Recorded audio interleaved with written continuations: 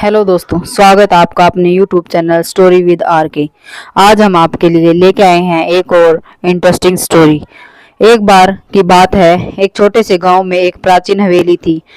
इस हवेली को लोग भूतिया हवेली कहते थे। हवेली में एक नया पुराना बड़ा आईना लगा हुआ था, जिसके बारे में कहा जाता है कि जो भी उसे देखता उसकी परछाई कभी नहीं छोड़ती। गांव में नंदिनी नाम की एक लड़की रहती थी। वह पुरानी चीजों और रहस्यमय कहानियों में काफी दिलचस्पी रखती थी।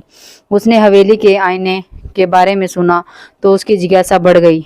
दोस्तों ने उसे चेतावनी दी, उस आईने के पास मत जाना, कहते हैं जो भी उसमें देखता है उसकी जिंदगी बदल जाती है। लेकिन नंदिनी ने उसकी बात नहीं मानी। एक रात साहस जुटाकर नंदिनी अकेली उस हवेली में गई। हवेली अंदर से खंडर जैसी थी। खिड़कियां टूटी हुई थी और हर कदम पर अजीब आवाजें सुनाई दे रही थी। जैसे ही वह मुख्य कमरे में पहुंची, उसने वह विशाल आईना देखा। वह आईना चमक रहा था, मानो वह उसे बुला रहा हो। नंदिनी ने जैसे ही आईने में देखा, उसे अपनी परछाई नजर आई। लेकिन उसकी परछाई ने अचानक उसकी ओर देखा, मुस्कुराना शुरू कर दिया। वह डर कर पीछे हटी, लेकिन परछाई ने आईने से बाहर आकर उससे कहा, अब तुम मेरी जगह हो और मैं तुम्हारी। नंदिनी चिल्लाई, लेकिन उसकी आवाज हवेली में ही गूंज कर रह गई। आईने से निकली परछाई उसकी असली जगह ले चुकी थी। अब नंदिनी आईने में कैद परछाई समय के साथ और खतरनाक होती गई। अचानक उसकी चीखें और गुहार सुनने वाले लोगों की रातों की नींद उड़ जाती थी। एक दिन गांव के एक तांत्रिक ने उसके आईने की कहानी सुनी और उसने इसे नष्ट करने का फैसला किया। तांत्रिक ने गांव वालों से कहा, यह आईना शापित है, इसे तोड़ने के लिए बड़ी शक्ति की जरूरत है। लेकिन इसे तोड़ते ही आईने के अंदर कैद आत्मा या तो मुक्त हो जाएगी या फिर हमारे बीच तबाही मचा देगी। गांव के कुछ साहसी लोग तांत्रिक के साथ हवेली में गए।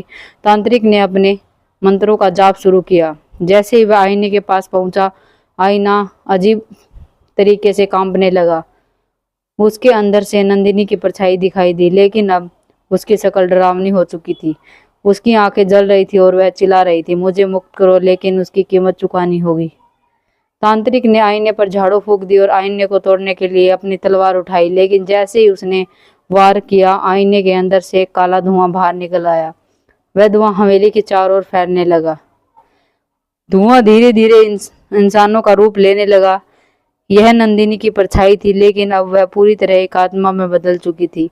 उसने तांत्रिक और उसके साथ आए लोगों से कहा, तुमने मुझे बाहर निकाला, अब मैं इस दुनिया पर राज करूंगी। जो भी मुझे रोकने की कोशिश करेगा, उसकी आत्मा मेरे साथ आईने में कैद हो जाएगी। गांव में अजीब घटनाएं होने लगी। लोग गायब होते गए और जो भी हवेली के पास जाता वह लौट कर नहीं आता। आखिरकार गांव वालों ने उस हवेली को ताला लगाकर छोड़ दिया और कभी न लौटने की कसम खाई।